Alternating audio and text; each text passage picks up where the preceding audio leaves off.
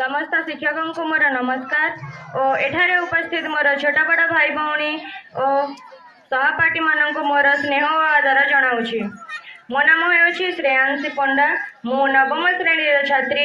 आज सुरभि कृत्रिम बुद्धिमत्ता बा आर्टिफिशियल इंटेलिजेंस कौन और शिक्षण शिक्षादान में भूमिका नहीं पार कि नहीं से विषय किसी कहवाक जाऊँगी।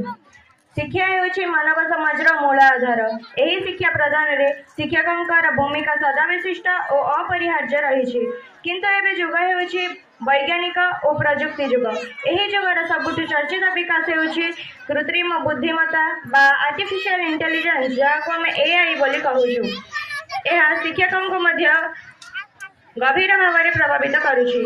यही परिवर्तन मध्य गुरुत्वपूर्ण प्रश्न होउछि जे एआई शिक्षादान रे शिक्षकों भूमिका को नहीं पार कि बा एआई शिक्षकों स्थान नहीं पार कि।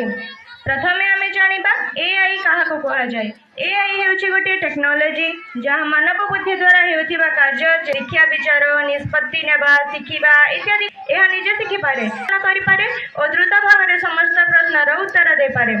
आम जाना एआई आधारित टूल गुड़िक है जथा कि गूगल कॉपिलट इत्यादि शिक्षकों को अधिक स्वयंचालित करुछि।